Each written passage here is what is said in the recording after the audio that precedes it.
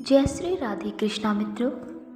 कहा जाता है श्रीमद् भागवत गीता सिर्फ धर्म के लिए नहीं है, बल्कि इसे धरती के हर इंसान को पढ़ना और समझना चाहिए ताकि वह अपनी ज़िंदगी में सुख, शांति और सफलता को प्राप्त कर सके।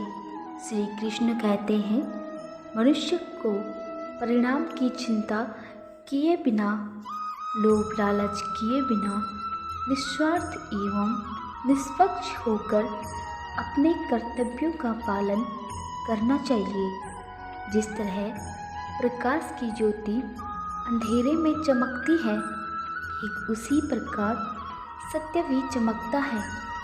इसलिए मनुष्य को हमेशा सत्य की राह पर चलना चाहिए। जिस मनुष्य के अंदर ज्ञान की कमी और ईश्वर में श्रद्धा नहीं होती, वो मनुष्य जीवन में कभी भी आनंद और सफलता को प्राप्त नहीं कर पाता।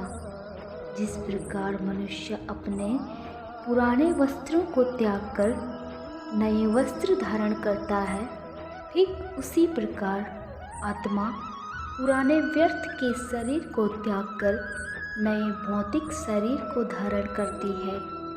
कौन क्या कर रहा है, कैसे कर रहा है और क्यों कर रहा है, इन सब से आप जितना दूर रहोगे उतना खुश रहोगे।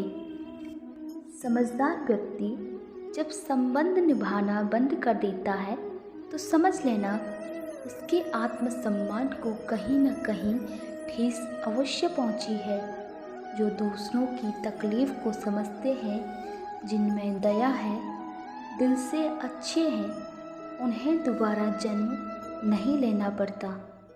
प्रबुद्ध व्यक्ति के लिए गंदगी का ढेर, पत्थर और सोना सभी समान है। मोह उसी का करो जिस पर आपका अधिकार है। जिस पर आपका अधिकार नहीं है, उसका मोह भी नहीं करना चाहिए। प्रेम सदा माफ़ी मांगना पसंद करता है और अहंकार सदैव माफ़ी सुनना पसंद करता है। विषयों के बारे में सोचते रहने से मनुष्य को उनसे आसक्ति हो जाती है। इससे उनमें कामना यानी इच्छा पैदा होती है और कामनाओं में विघ्न आने से क्रोध की उत्पत्ति होती है। सदैव संदेह करने वाले व्यक्ति के लिए प्रसन्नता न इस लोक में है और न ही कहीं और। जो होने वाला है वो होकर ही रहता है और जो नहीं होने वाला वह कभी भी नहीं होता। ऐसा निश्चय जिनकी बुद्धि में होता है, उन्हें कभी चिंता नहीं सताती। अच्छे कर्म करने के बावजूद भी लोग केवल आपकी बुराइयां ही याद रखेंगे। इसलिए लोग क्या कहते हैं इस पर ध्यान मत दो, तुम अपना कर्म करते रहो। श्री कृष्ण कहते हैं, जो लोग भक्ति में श्रद्धा नहीं रखते वे मुझे प्राप्त नहीं कर पाते। अतः वे इस भौतिक जगत में जन्म मृत्यु के मार्ग पर वापस आते रहते हैं। बदल जाओ वक्त के साथ या फिर वक्त बदलना सीखो।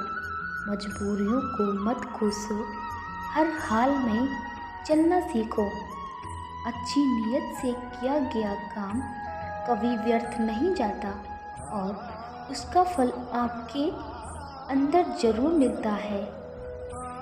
श्री कृष्ण कहते हैं, मैं कभी किसी का भाग्य नहीं बनाता, हर कोई अपना भाग्य खुद बनाता है।